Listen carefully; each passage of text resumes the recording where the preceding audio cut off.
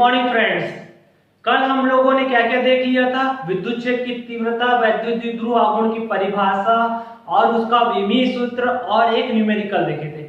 आज हम आते हैं मोस्ट इंपोर्टेंट टॉपिक पर, वैद्युत द्विध्रुव के कारण विद्युत क्षेत्र की तीव्रता। इसकी दो स्थिति है, वैद्युत द्विध्रुव के कारण विद्युत क्षेत्र की तीव्रता।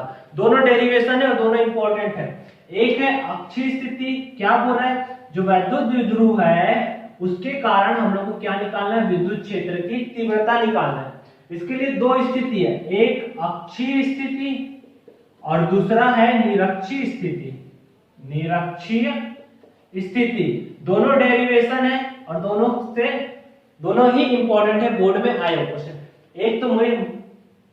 एक तो मोस्ट इंपॉर्टेंट बात यह है कि अक्षीय और निरक्षीय स्थिति हम लोग को तो वैद्युत द्विध्रुव में तो मिल ही रहा है, स्थिर वैद्युत में भी मिलेगा, इसके बाद नेक्स्ट अध्याय पे भी मिलेगा, वैद्युत विभव में भी, ये दोनों टॉपिक। और फिर और इंपॉर्टेंट बात ये है कि चुंबकत्व में फिर से मिलेगा।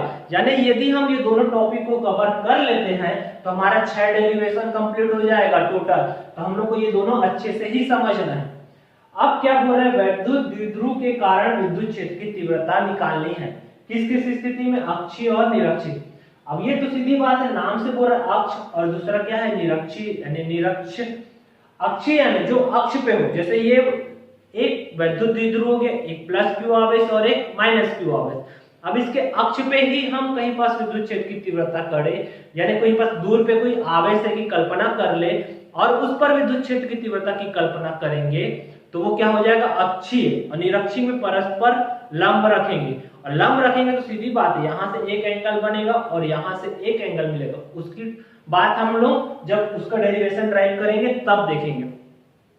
सबसे पहले चीज डेरिवेशन ड्राइव करेंगे अक्षीय स्थिति का, तो परिभाषा आप लोग लिख लेंगे। मैं आपको परिभाषा बता दे रहा हूं, उसकी परिभाषा क्या है। यदि आप लोग सुन के लिख सकते हैं तो लिख लीजिए। जब कोई बिंदु जिस पर विद्युत क्षेत्र की तीव्रता ज्ञात करनी है बढ़ाए गए द्विध्रुव के सापेक्ष अक्ष पर स्थित होता है, उसे हम क्या बोलते हैं? द्विध्रुव के सापेक्ष अक्षीय स्थिति में कहते हैं। फिर से एक बार बोल रहा हूं, जब कोई बिंदु जिस पर विद्युत क्षेत्र की तीव्रता ज्ञात करनी है बढ़ाए गए द्विध्रुव के सापेक्ष अक्ष पर स्थित होता है तो उसे क्या बोलते हैं? द्विध्रुव के सापेक्ष अक्षीय स्थिति। अब सबसे पहले हम इसके डायग्राम पे आते हैं।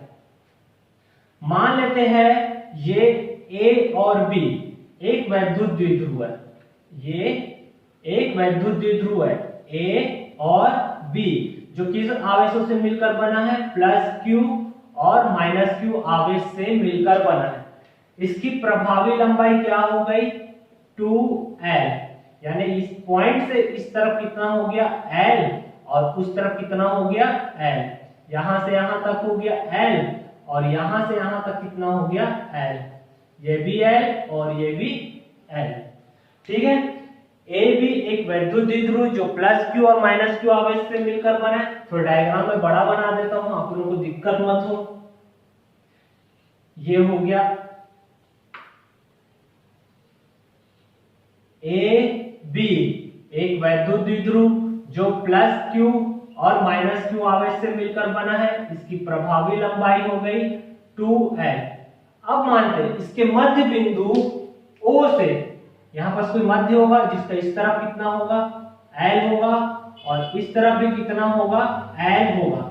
इसके मध्य बिंदु O से r दूरी पर एक बिंदु P है जिस पर हमको क्या निकालना है? विद्युत क्षेत्र की तीव्रता। हम लोग को परिभाषा में यही बोला है कि अक्ष पर कोई बिंदु है जिस पर हमको क्या निकालना है? विद्युत क्षेत्र की तीव्रता की गणना करनी है। तो हम एक कल्पना करते हैं कि इसके अक्ष पर कहां से? केंद्र से कितनी दूरी पर? r दूरी पर। कितनी दूरी पर? यहां से यहां तक की दूरी r दूरी पर बिंदु P है जिस पर विद्युत क्षेत्र की तीव्रता की गणना करनी है। तो हम जो ये बिंदु लेते हैं उसको हम लोग प्लस आवेश ही लेते हैं, प्लस क्यू आवेश। क्यों लेते हैं? ये भी एक कारण है। विद्युत क्षेत्र की तीव्रता की हम परिभाषा पढ़े थे कि विद्युत क्षेत्र के किसी बिंदु पर एकांक धन आवेश बोला था, वहां पर ऋणात्मक आवेश नहीं बोला था। एकांक धन आवेश जितने बल का अनुभव करता है वो क्या कहलाता है? विद्युत क्षेत्र की तीव्रता। तो हम लोग कौन सा आवेश मानेंगे? प्लस आवेश। अब देखो, अब यहां पर प्लस है और यहां पर भी प्लस आवेश है, तो जब ये इस पर बल लगाएगा, यहां से इस पर विद्युत क्षेत्र की तीव्रता निकालेंगे तो इसको क्या करेगा, दूर भेजेगा। तो ये विद्युत क्षेत्र की तीव्रता क्या हो गई, E1। किसके कारण, A पर स्थित प्लस Q आवेश के कारण। अब निकालना चालू करते हैं। सबसे पहले आप लोग थ्योरी लिखेंगे। थ्योरी में जो जो डायग्राम में यूज किया गया है वही लिखोगे। क्या क्या यूज किया गया, ए बी एक वैद्युत द्विध्रुव है जो प्लस Q और माइनस Q आवेश से मिलकर बना है, जिसकी प्रभावी लंबाई 2L है। इसके मध्य बिंदु O से R दूरी पर बिंदु P है जिस पर विद्युत क्षेत्र की तीव्रता ज्ञात करनी है। ठीक है, इतना ही थ्योरी लिखोगे, ना इससे ज्यादा ना इससे कम। एक बार और बोल देता हूं आप लोगों के लिए। डायग्राम देखिए, ए भी एक वैद्युत द्विध्रुव है जो प्लस Q और माइनस Q आवेश से मिलकर बना हुआ है। इसके मध्य बिंदु O से R दूरी पर बिंदु P है जिस पर विद्युत क्षेत्र की तीव्रता ज्ञात करनी है। अब डेरिवेशन ड्राइव करने पे आते हैं। सबसे पहले हम लोग इसको पकड़ेंगे, ये प्लस Q आवेश प्लस A पर स्थित प्लस Q आवेश के कारण बिंदु P पर विद्युत क्षेत्र की तीव्रता। अब क्या होगा ये बताइए, E1 बराबर क्या होगा। चलिए हम लोग विद्युत क्षेत्र की तीव्रता का फॉर्मूला क्या देखे थे, वहां पास आते हैं। मैं E इक्वल टू हम लोग को फॉर्मूला लिखवाया था 1/4πε0 के Q/r²। ये तो कांस्टेंट है तो ये फॉर्मूला तो वही रहेगा 1/4πε0 के Q। यहां पास कौन सा आवेश है, प्लस Q आवेश है, तो ये क्या हो गया प्लस Q अपॉन R। यहां से यहां तक की दूरी निकालना है, A से P तक की। अब वो कितना होगा, जो भी काउंटिंग होगा केंद्र से होगा। तो केंद्र क्या है, ये O है और यहां पर क्या है P है। O है और यहां पर क्या है P है। अब ये बेचारा बीच में A आ गया। अब यहां से यहां तक की दूरी कितनी थी, R थी, और यहां से यहां तक की दूरी कितनी है, L है। निकालना कितनी की दूरी है हम लोग को, R यानी यहाँ पर क्या हो गया AP का स्क्वायर। किस दिशा में, AP की दिशा में। इसको समीकरण 1 दे देते हैं या आगे और हल कर लेते हैं। ठीक है, हम लोग को मान किसका निकालना है, A पर है प्लस Q आवेश, यानी AP का मान निकालना है। अब इस डायग्राम से बताइए AP बराबर क्या होगा। AP बराबर, यदि ये पूरा R है और ये L और AP निकालना है तो अपन क्या कर सकते हैं, R में से L घटा देंगे तो हम लोग को AP मिल जाएगा। ये पूरा R है, ये L को गायब कर दो। L गायब किया तो क्या मिल गया, R माइनस L। तो AP का मान क्या हो गया, R माइनस L। इस मान को यहाँ पास रखें तो इक्वेशन क्या बना, E1 इक्वल टू 1/4πε0 के Q प्लस चिन्ह हटा देते हैं R माइनस L का होल स्क्वायर। ये समीकरण 1 हो गया। ये पहला चीज हो गया। हम लोग दो आवेश देखे, एक प्लस और एक माइनस। एक बार A के लिए यूज हो गया। अब अपन आते हैं B के पास। ये फॉर इसको मैं मिटा दे रहा हूं। अब B के पास आए। अब A पर स्थित प्लस Q आवेश के कारण बिंदु P पर विद्युत क्षेत्र की तीव्रता निकालें। अब क्या निकालेंगे, B पर स्थित कौन सा आवेश है, माइनस Q आवेश के कारण बिंदु P पर विद्युत क्षेत्र की तीव्रता क्या होगा बताइए। अब ये E1 था तो ये क्या हो गया E2। 1/4πε0 के Q के जगह क्या हो गया माइनस Q। अब R चेंज क्या होगा, R ये कहां से कहां तक है, इसके लिए प्लस के कारण तो वो रिफ्लेक्ट हुआ, लेकिन माइनस के कारण क्या होगा, ये आकर्षित होगा। तो ये क्या हो जाएगा E2।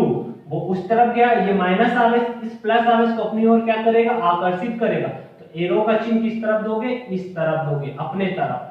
तो E2 अब कहां से कहां तक की दूरी होगी, B से P तक की दूरी या P से B तक की दूरी। तो किस दिशा में है, PB की दिशा में।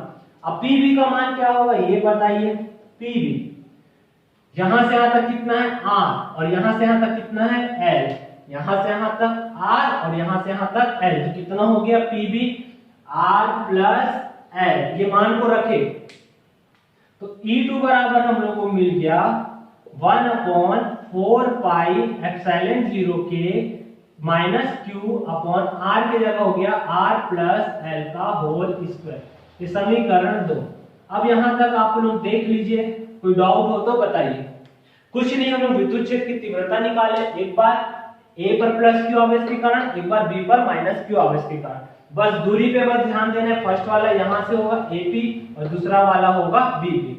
ये दोनों हो गया। अब हम दोनों क्या मिला है, ये वैद्युत द्विध्रुव दोनों से मिलकर बना हुआ है, तो परिणामी तीव्रता क्या होगी, दोनों का योग। परिणामी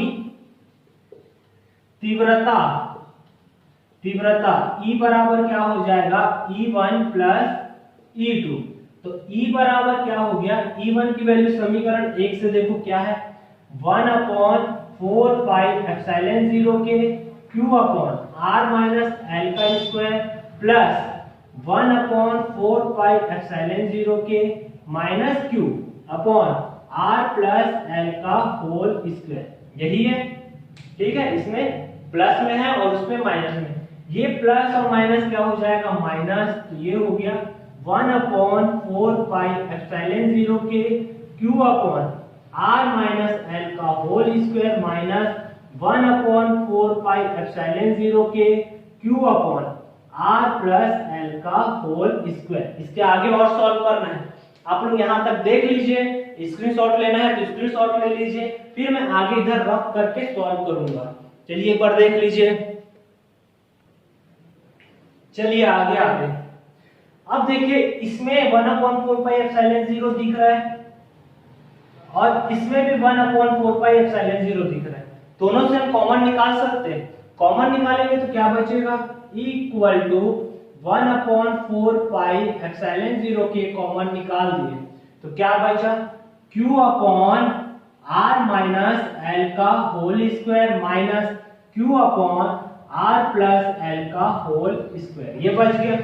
अब देखिए और कुछ कॉमन निकल रहा है, ऊपर से Q कॉमन निकल रहा है, Q को कॉमन निकाल दो तो E इक्वल टू, ये दोनों में से Q निकल गया तो क्या बचा, Q अपॉन 4 पाई एप्सिलॉन 0 के, यहाँ पर क्या बच गया 1 अपॉन R माइनस L का square minus 1 upon R plus L का square, bracket close.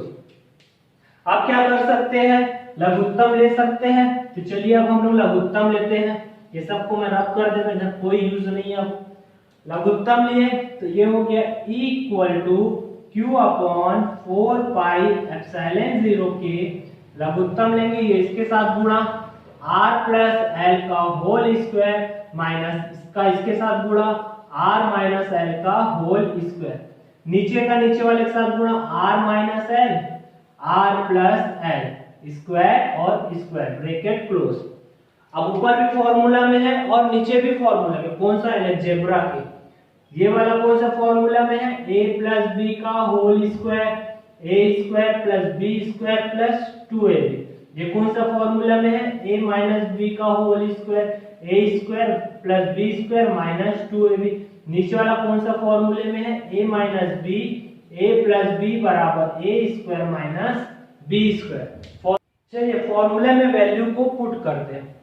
a plus B का होल स्क्वायर, ये a प्लस बी के होल स्क्वायर के फॉर्मूले में है, इसे पुट करते हैं तो इक्वल टू ये बचा Q अपॉन 4 पाई एप्सिलॉन 0 के फॉर्मूले में पुट किए a प्लस बी का होल स्क्वायर यानी a का स्क्वायर प्लस b का स्क्वायर प्लस 2rl, बीच में माइनस चिन्ह, इसको फॉर्मूले में पुट किए तो ये क्या होगा r square plus l square minus 2rl, पूरे के बटे में a minus B a plus B यानी r square minus l square का होल स्क्वायर, ब्रैकेट क्लोज। अब ब्रैकेट ओपन करते देखते क्या वैल्यू मिल रहा है, equal to Q upon 4 pi epsilon 0 के bracket r square plus l square plus 2rl, minus चिन्ह का गुणा minus r square minus l square, minus वाला क्या हो गया प्लस 2r, अपॉन में क्या बचा r square minus l square का whole square, bracket close, minus r square l square cut गया। अब क्या चीज बचा है हम लोग के पास, इक्वल टू बचा Q अपॉन 4 पाई एप्सिलॉन 0 के, यहां बस क्या बच गया 2rl plus 2RL plus 2RL, नीचे बच गया R square minus L square का होल स्क्वायर, ब्रैकेट क्लोज। चलिए इस तरफ आते हैं, इसको मैं रफ कर रहा हूं। अब बताइए 2RL कितना हो जाएगा 4RL, और Q का अंदर में मल्टीप्लाई कर देता हूं, तो इक्वल टू क्या बचा Q को अंदर भेज दिए 1/4 पाई एप्सिलॉन 0 के, Q अंदर चल दिया 4QRL upon R square minus L square का होल स्क्वायर। अब इसको हम 4 को हम लिख सकते हैं 1/4 पाई एप्सिलॉन 0 के, 4 को लिख लेता हूं 2 गुणित 2, 2 इंटू 2 इंटू QRL। ये क्यों लिख रहा हूं वो भी मैं बताऊंगा अभी आपको, R square minus L square का होल स्क्वायर।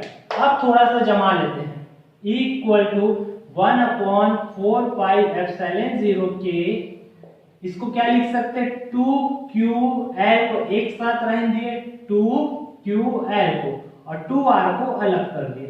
अब वो क्यों किया है, आपको एक फॉर्मूला याद आ रहा होगा वैद्युत द्विध्रुव आघूर्ण का, P इक्वल टू क्या पढ़े 2QL, किसका वैद्युत द्विध्रुव आघूर्ण, इसके जगह हम क्या रख सकते हैं P, तो इक्वल टू 1/4 पाई एप्सिलॉन 0 के, ब्रैकेट इसके जगह हो गया P into 2R upon R square minus L square का होल स्क्वायर, ब्रैकेट क्लोज। जमा के लिख लेते हैं, मैं इस तरफ रफ कर रहा हूं थोड़ा, जमा के लिखे तो क्या होगा इक्वल टू 1/4 पाई एप्सिलॉन 0 के, ये हो गया 2PR upon R square minus L square का होल स्क्वायर, ये ब्रैकेट क्लोज। अब कंडीशन मानेंगे, जो R का मान है वो L की तुलना में क्या है बहुत ज्यादा, क्योंकि यहां से यहां तक का डिस्टेंस हम लोग को स्वाभाविक है बहुत ज्यादा दिख रहा है, और ये क्या है जो वैद्युत द्विध्रुव मानते हैं उसकी प्रभावी लंबाई पहले से हम क्या मानते हैं कम मानते हैं, तो R से क्या होगा L का मान बहुत बड़ा होगा, तो L को हम क्या कर देंगे नेग्लेक्ट, तो इक्वल टू क्या हो जाएगा 1/4 पाई एप्सिलॉन 0 के 2PR अपॉन, ये R L को अपन नेगलेक्ट किया नहीं 0 हो गया, तो ये क्या हो गया R स्क्वायर और स्क्वायर, R की पावर क्या हो गया 4, ये रहने के लिए ऐसे होगा R स्क्वायर माइनस 0 का स्क्वायर, फिर ब्रैकेट खोलेंगे R स्क्वायर स्क्वायर 2 दूनी 4, उसको मैं डायरेक्ट लिख दिया, एक R से एक R कट जाएगा तो क्या बचेगा 1/4 पाई एप्सिलॉन 0 के और 2P अपॉन R की पावर 3, ये इसका डेरिवेशन हुआ। अब वायु या निर्वात में हो तो K का मान क्या होता है, वायु या निर्वात में K इक्वल टू क्या रखते हैं परावैद्युता माध्यम का मान 1, तो 1 रखेंगे तो हमारा फॉर्मूला क्या बन गया अब वो बताइए, तो इक्वल टू हमारा फॉर्मूला बना 1/4 पाई एप्सिलॉन 0 2P अपॉन R3, और विद्युत क्षेत्र की तीव्रता का मात्रक क्या होगा न्यूटन प्रति कूलम, और जहां 1/4 पाई एप्सिलॉन 0 का मान 9 × 10⁹, तो यहां पर रखे equal to 9 × 10⁹ 2P upon R3 newton प्रति कूलम। न्यूमेरिकल हल करेंगे तो इसका यूज करेंगे और डेरिवेशन यहां तक, ठीक है, ये मोस्ट इंपॉर्टेंट डेरिवेशन है, आप लोग इसको अच्छे से एक बार बना के देख लेंगे और प्रैक्टिस भी कर लेंगे, वीडियो को आप 2 बार देख लेंगे और अच्छे से समझ लेंगे, ये बनेगा तो नेक्स्ट बनेगा इसी अक्षीय स्थिति, फिर से हमको मिलेगा वैद्युत विभव में और फिर से मिलेगा चुंबकत्व अध्याय में, कंटिन्यू 3 बार मिलेगा, और निरक्षीय स्थिति भी। तो आज का ये डेरिवेशन कंप्लीट होता है, अब नेक्स्ट क्लास में हम मिलेंगे निरक्षीय स्थिति के साथ। आज आप लोगों को क्लास अच्छा लगा होगा तो चैनल को सब्सक्राइब कीजिएगा और फ्रेंड्स को भी शेयर कीजिएगा, ज्यादा से ज्यादा लोगों को शेयर कीजिएगा। Okay, thank you, bye.